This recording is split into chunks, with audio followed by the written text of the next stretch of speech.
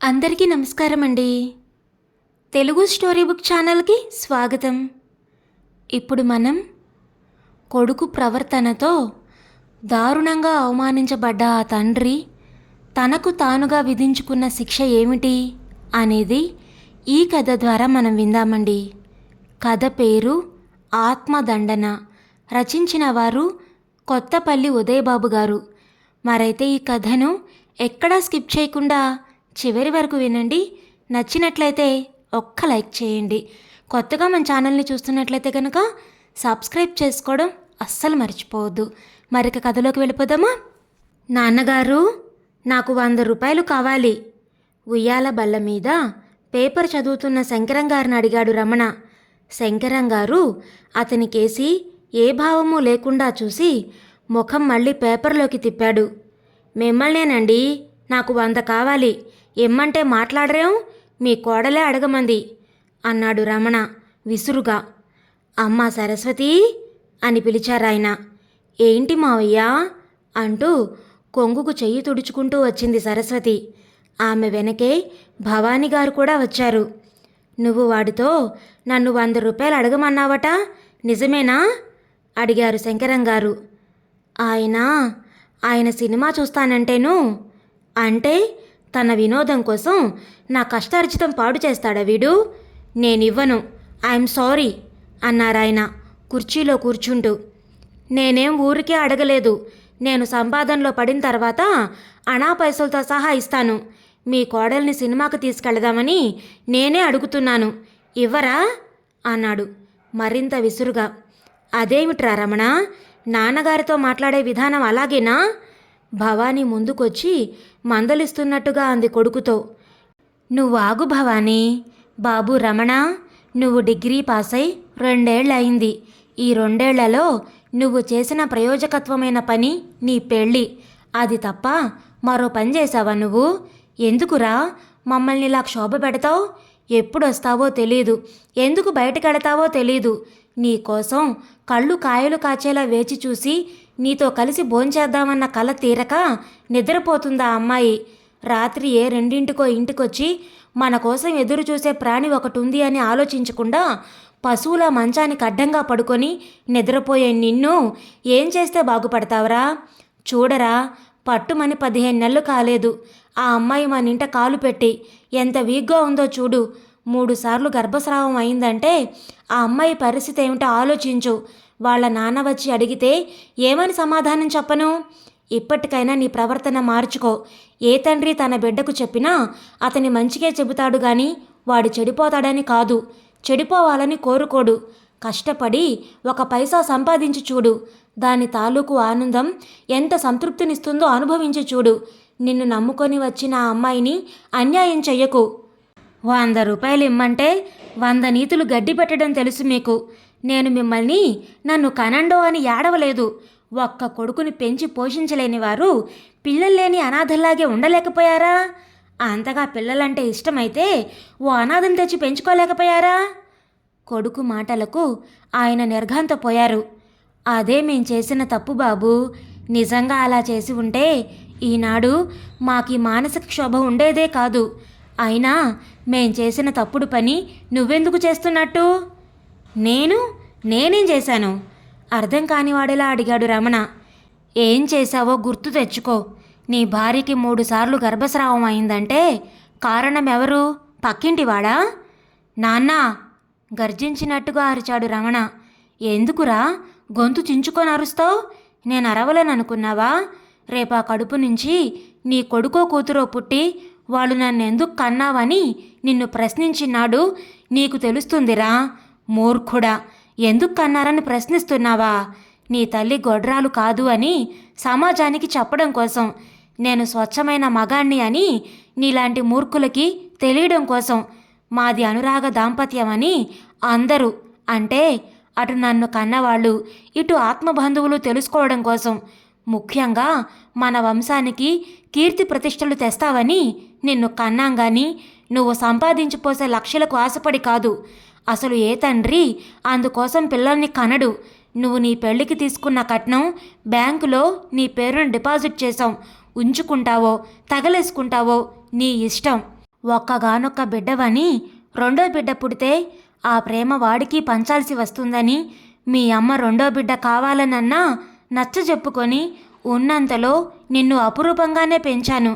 పిల్లల అభిరుచి తెలుసుకొని ప్రవర్తించాలి, వారి అభిష్టం ప్రకారం నడుచుకోవాలి, వారి పసిమనసు గాయపరచకుండా నచ్చజెప్పాలని పత్రికలు చట్టాలు ఘోషిస్తుంటే ఎంతో ఓర్పు సహనం వహించి కొడుకులా చూడకుండా ఒక స్నేహితుడిలా మసిలాను, ఆప్తుడిలా సలహాలిచ్చాను, తండ్రిగా మందలించాను.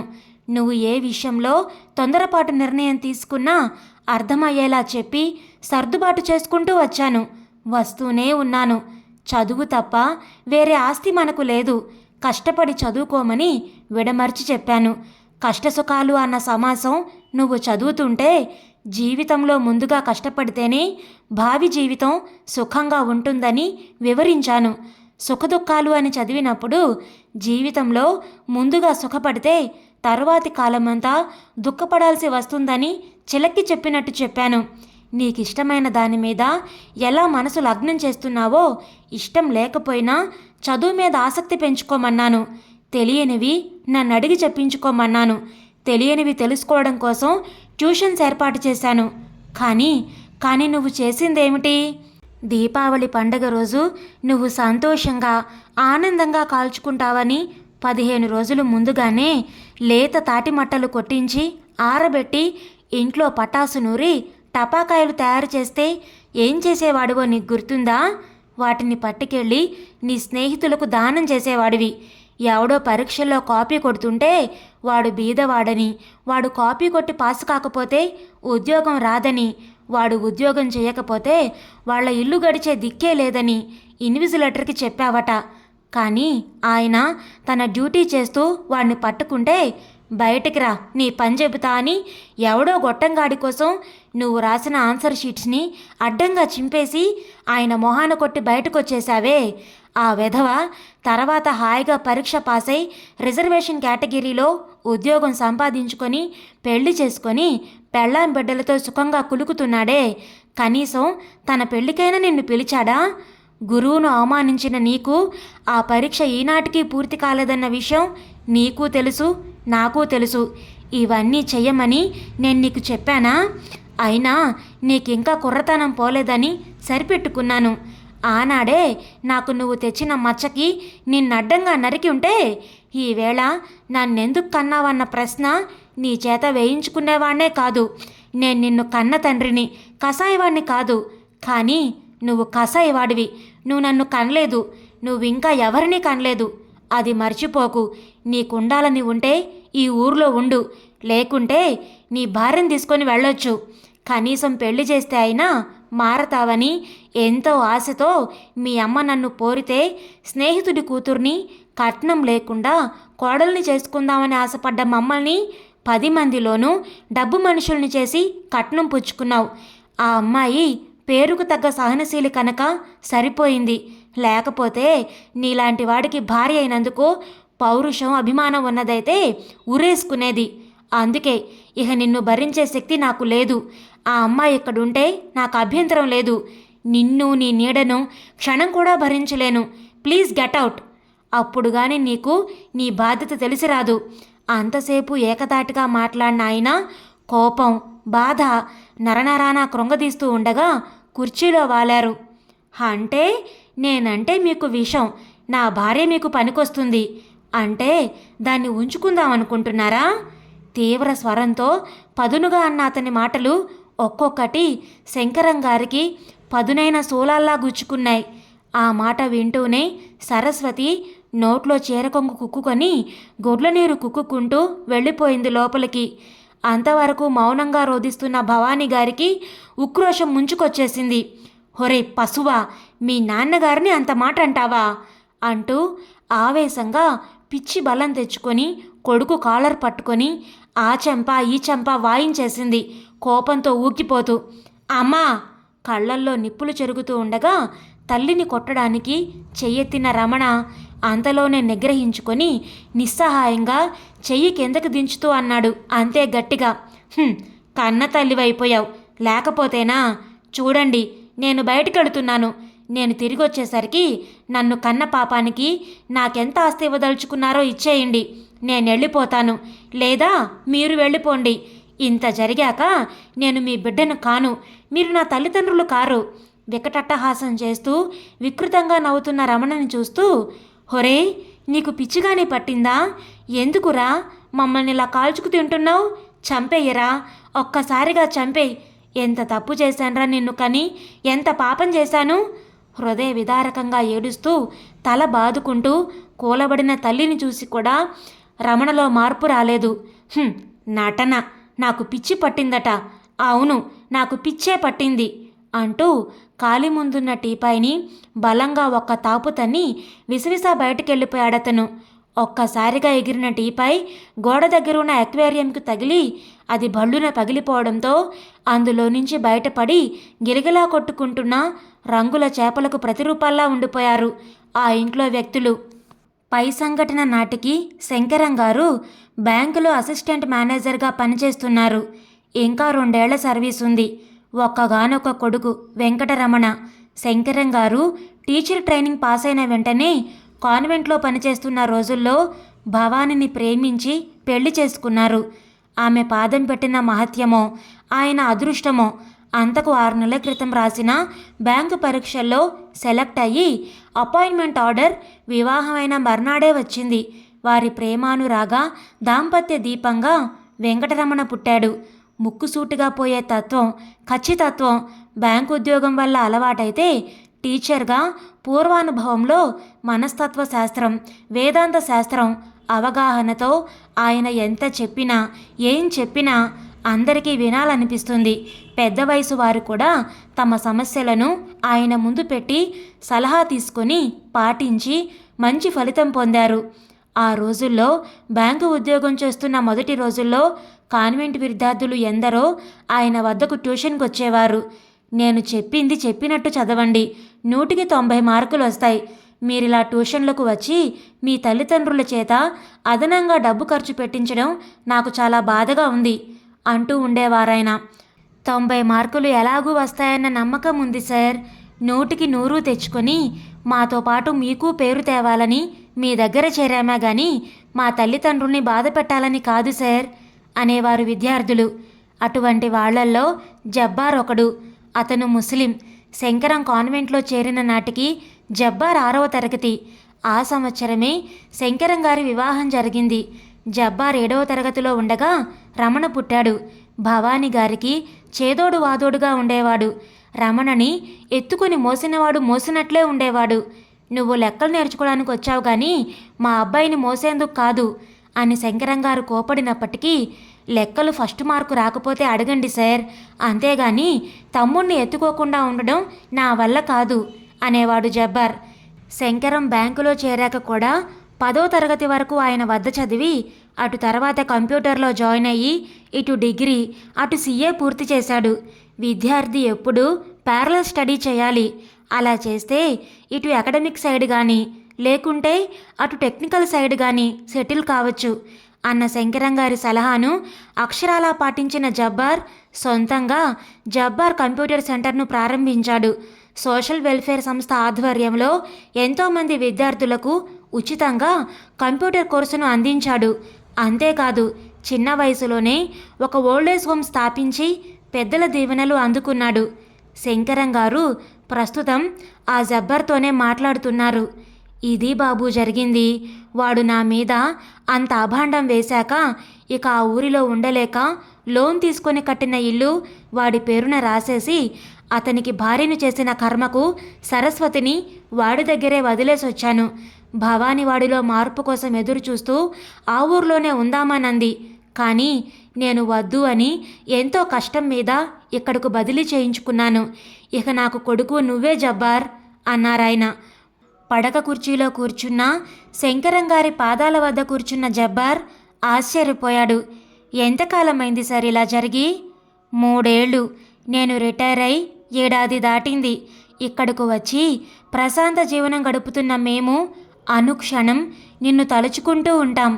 రోజూ నీ పేరు ఏదో ఒక సేవా కార్యక్రమంలో పేపర్లో చూసి ఆనందిస్తున్నాం. మీ అమ్మగారు నిన్నిక్కడికి వచ్చిన నాడే కలుస్తానంది. కానీ నిన్ను ఇబ్బంది పెట్టడం ఇష్టం లేక నేనే వద్దన్నాను. అంతే తప్ప వేరే ఉద్దేశం లేదు అన్నారాయన. నేను ముందు నమ్మలేకపోయాను సార్. ఈ మధ్య ఇన్స్టిట్యూట్లో మరీ బిజీగా ఉంటుంది. ఓల్డ్ ఏజ్ హోమ్కి 25,000 డొనేషన్ ఇస్తే ఈ శంకరంగారు ఎవరా అని ఆశ్చర్యపోయాను. మీ పూర్తి అడ్రస్లో రిటైర్డ్ అని చూసి నిజంగా నాకు మతి పోయింది. మీరింకా నిన్నటి రోజున నాకు పాఠం చెబుతున్నట్టే ఉంది సార్. తమ్ముడు అలా ప్రవర్తించాడంటే నాకు నమ్మకం కుదరడం లేదు. పోనీ నేను వెళ్ళి నచ్చచెప్పమంటారా? భవానీ వచ్చి జబ్బార్కి కాఫీ కప్ అందించింది. ఆమె కళ్ళలో లీలగా ఆశ దోబూచులాడి మాయమవడం గమనించాడతను. భవానీకి తెలుసు భర్త మొండితనం. ఆ రోజు రమణ అంత మాట అన్నాక ఆయన వాడి వైపు కన్నెత్తి చూడలేదు, పన్నెత్తి మాట్లాడలేదు. ఊళ్ళోనే ఉన్న వియ్యంకుడి ఇంటికి ఆ రాత్రే కట్టుబట్టలతో భార్యని తీసుకెళ్లాడు. అక్కడే రమణ పేర ఇల్లు రిజిస్ట్రేషన్ చేయించి కట్నం డిపాజిట్ చేసిన బ్యాంకు బుక్కు, ఆ ఇంటి దస్తావేజులు వియ్యంకుడికిచ్చి కొడుకుకు అందే ఏర్పాటు చేశారు. తర్వాత వారం రోజులు సెలవు పెట్టి బదిలీకి ప్రయత్నం చేసి ఆ ఊరు వదిలేశారు. వెళ్లేలోగా ఒక్కసారి కొడుకుని కోడల్ని తనివి తీరా చూసుకోవాలని తాపత్రయపడిన భవానీ ఆశ అడియాశ అయింది. ఒకసారి కొడుకు ప్రస్తావన తెస్తే ఆయన చాలా బాధగా అన్నాడు, భవానీ, నీకు నేను కావాలో నీ కొడుకు కావాలో తేల్చుకో అని అగ్ని పరీక్షలు పెట్టను. ఈ లోకంలోకి అందరం ఒంటరిగానే వచ్చాం. మన చుట్టూ కాలక్షేపం కోసం భవబంధాలు పెంచుకుంటాం. తిరిగి ఒంటరిగానే వెళ్ళిపోతాం. నాకు శేష జీవితం ఎలా గడుస్తుంది అన్న బాధ లేదు. బాధ తెరిగిన తండ్రిగా నీ బిడ్డ నన్నెందుకు కన్నావు అన్న ప్రశ్నకు పరిహారం చెల్లించాను అనే అనుకుంటున్నాను. నువ్వు కోరితే నీకు అలాంటి ఏర్పాటే చేస్తాను. ఆయన అంత బాధగా అన్న మాటలు విని భరించలేక కుమిలి కుమిలి ఏడ్చింది. నన్ను క్షమించండి.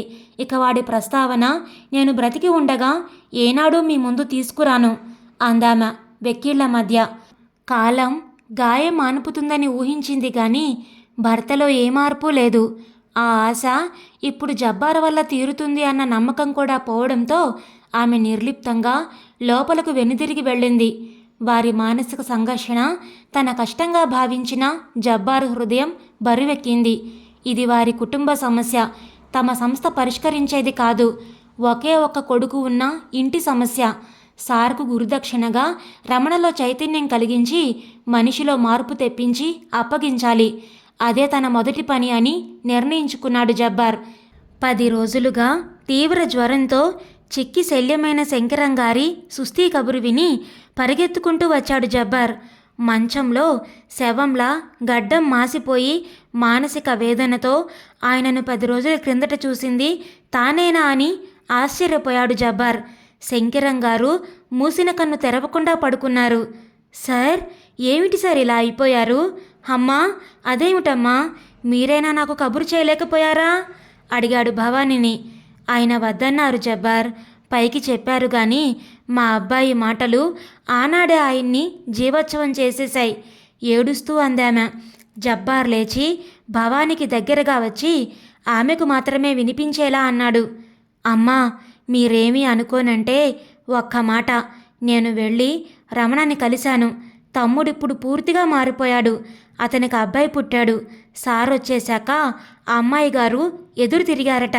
నీది మగపుట్టికే అయితే, నువ్వొక తల్లికి తండ్రికి పుట్టినవాడివి అయితే మమ్మల్ని నీ కష్టార్జితంతో పోషించు, లేదా ముగ్గురం పురుగుల మందు తాగి చద్దాంరా. అంతేగాని తల్లిదండ్రుల ఉసురు పోసుకొని నువ్వేం బాగుపడతావు? నీ ఇంట్లో ఉండగా నా కన్న తండ్రి కూడా నాకు గుర్తురానంత అపురూపంగా మావయ్య గారు నన్ను చూసుకున్నారు. అలాంటి ఆయనతో నీ పెళ్ళానికి రంకు కడతావా? మమ్మల్ని చంపి నువ్వు చావు, లేదా ఈనాటికైనా చీము రక్తం ఉన్న మనిషిలా బ్రతుకు. ఛీ, నువ్వు నీ వెదవ బ్రతుకు అని చాకుతో పొడి చేసుకుందిట. అంతే, రమణలో మార్పు వచ్చిందట. నిజమమ్మా, తమ్ముడు నిజంగా మారాడు. మీరు అనుమతిస్తే లోపలికి తీసుకొస్తాను అన్నాడు జబ్బార్ కన్నీళ్లతో. ఆయన కళ్ళు తెరిచి చూస్తే ఏమంటారోనయ్యా, నీ ఇష్టం, ఏం చేసినా ఆలోచించి చెయ్యి. వాడి మీద ఈ కన్నతల్లి ప్రేమను ఏనాడో చంపేసుకుంది అంది భవానీ మౌనంగా రోదిస్తూ. పర్వాలేదమ్మా, సార్తో అన్నీ నేను వివరంగా చెబుతాను. ఏం జరగకుండా చూస్తాను. ప్లీజ్ అమ్మా, వాణ్ణి చూస్తే సారే క్షమిస్తారమ్మా, ప్లీజ్. చేతులు జోడించాడు జబ్బార్. ఆమె మాట్లాడలేక మౌనంగా తలాడించింది. జబ్బార్ వెళ్ళి బయట నిలబడి ఉన్న రమణను లోపలికి తీసుకొచ్చాడు. రమణ తల్లి పాదాలకు చుట్టుకుపోయాడు. చంటి పిల్లవాడి కన్నా దారుణంగా వెక్కి వెక్కి ఏడవసాగాడు. ఆమె అతని తల నిమురుతూ ఉండిపోయింది, గుండె బరువెక్కుతుండగా. జబ్బార్ రమణని శంకరంగారి కాళ్ళ దగ్గర నిలబెట్టాడు. శంకరంగారి దగ్గరగా వచ్చి ఆయన చెవిలో సార్ సార్ అని 10 సార్లు పిలిచాడు. శంకరంగారిలో కదలిక వచ్చింది. నెమ్మదిగా కళ్ళు తెరిచాడు. ఎదురుగా ఉన్న రమణను చూస్తూనే భయాందోళనతో అంతటి జ్వరంలోనూ ఆయనకు విపరీతంగా చెమటలు పట్టసాగాయి. ఆయన అతి కష్టం మీద దిండు కిందకు చేయి పోనిచ్చి నెమ్మదిగా ఏదో లాగబోయే ప్రయత్నంలో సగం బయటకు వచ్చిన కవరు ఆగిపోయింది. నిశ్చలంగా కొడుకునే చూస్తూ ఉండిపోయిన ఆయన చూపులా జబ్బార్ కవర్ తీసుకొని అందులోని కాగితాన్ని విప్పాడు. బాబు రమణ, ఎంత మాట అన్నావురా నీ కన్న తండ్రిని. కూతుర్ని కామించే తండ్రులు, కోడళ్ళని పాడు చేసిన మామగారులు ఈ లోకంలో ఉన్నారేమో నాకు తెలియదురా. నేనెవరో, నా తత్వమేమిటో తెలియనివాడు నాపై అపవాదు వేశాడంటే అర్థం ఉంది. కానీ ఆ అమాయకపు తల్లిని, మరో అమ్మ కన్నబిడ్డని నాతో సంబంధం అంటగడుతూ ఎంత మాట అన్నావురా. ఎక్కడ జరిగింది నా పెంపకంలో లోపం? ఏది ఏమైనా నీ చేత అంత మాట అనిపించుకున్నానంటే అలా అనే అవకాశం నీకు నేను ఇచ్చానన్నమాట. ఆ మాటే కాదురా, నువ్వు మరో మాట అనే అవకాశం కూడా నీకిచ్చాను. ఈ ముసలాడు చచ్చాక కొరువి పెట్టాల్సింది నేనే. ఏమిటో అనుకుంటున్నాడు, అప్పుడు తెలుస్తుంది ఈ కొడుకు విలువ అని నీ భార్యతో నువ్వంటుంటే నేను విన్నాను. కానీ నీకు ఆ అవకాశం నేనివ్వనురా. ఈ ప్రపంచంలో అందరూ ఆడపిల్లలే ఉన్న తల్లిదండ్రులు ఏం చేస్తున్నారు? అసలు పిల్లలే లేని వాళ్లకు తలకొరివి ఎవరు పెడుతున్నారు?